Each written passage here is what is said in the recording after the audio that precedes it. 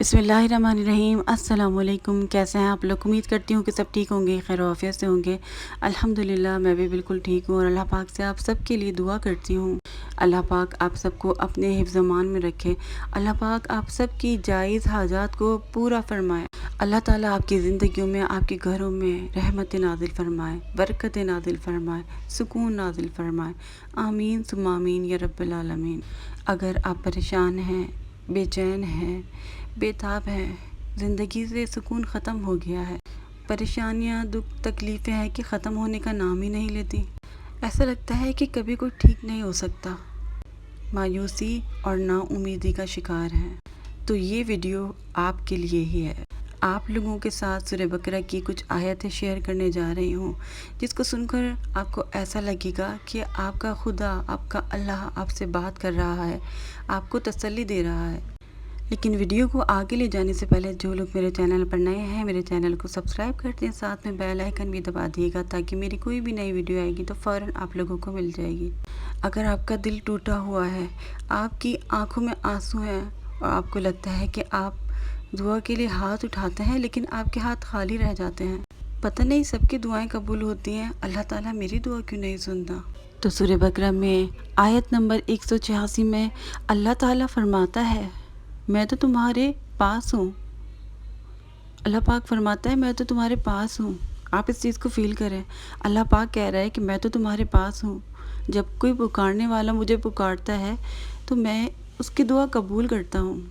सूरह बकरा की आयत नंबर 115 में अल्लाह पाक फरमाते हैं, और मशरिक़ और मग़रिब का मालिक अल्लाह ही है, तो जिधर तुम रुख करो उधर अल्लाह की ज़ात है। तो जो मशरिक़ और मग़रिब का मालिक है, जिसके साथ हर जगह मौजूद है, वो आपसे फरमा रहा है कि जब कोई मुझे पुकारता है तो मैं उसकी पुकार सुनता हूँ। ऐसा कैसे हो सकता है कि आप अल्लाह को पुकारें और अल्लाह ताला आपकी दुआ कबूल ना करे? बस थोड़े से यकीन और सब्र की ज़रूरत है। अल्लाह ताला हमारी दुआओं को हमेशा कबूल करते हैं। कभी कबूलियत में देर लगती है तो उसमें हमारी भलाई होती है। कभी कभी जो हम मांगते हैं अल्लाह ताला हमें वो नहीं देता, लेकिन जो हमारे हक़ में बेहतर होता है अल्लाह पाक हमें वो अता करता है। अल्लाह पाक हमारे ऊपर से बलाओं को हटा देता है, अल्लाह पाक हमारी हिफाजत फरमाता है या फिर आखिरत के लिए हमारे लिए अज्र रख लेता है। सूरह बकरा की आयत नंबर 107 में अल्लाह पाक फरमाता है, और अल्लाह के सिवा ना तुम्हारा कोई दोस्त है और ना ही मददगार। और सूरह बकरा की आयत नंबर 286 में अल्लाह पाक फरमाते हैं कि अल्लाह पाक किसी भी जान पर उसकी औकात से ज़्यादा बोझ नहीं डालता। तो अगर आपके ऊपर परेशानी आती है ना, तो उतनी ही आएगी जितनी आप बर्दाश्त कर सकें। जब आपको लगेगा ना कि आपसे बर्दाश्त नहीं हो रहा, तो वो परेशानी खुद ब खुद ख़त्म हो जाएगी। अल्लाह ताला बहुत रहम करने वाला है। जब वो आजमाइश भेजता है, मुश्किल आती है, तो अल्लाह पाक उसी के साथ आसानी भेजता है। सूरह बकरा की आयत नंबर 106 में अल्लाह पाक फरमाते हैं, क्या तुम नहीं जानते कि अल्लाह हर बात पर कादिर है? क्या आपको अल्लाह ताला की कुदरत पर नाउज़ुबिल्लाह कोई शक है?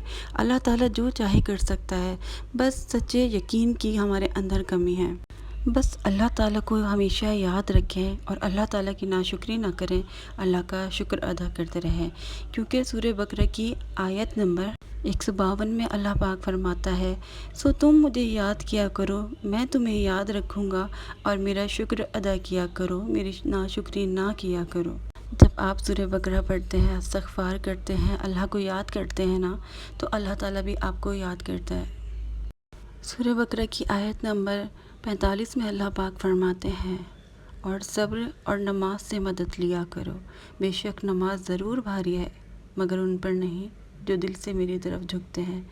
वही बात ना, जब हम दिल से इबादत करते हैं, खुशी खुशी करते हैं, तो हमें बोझ नहीं लगती।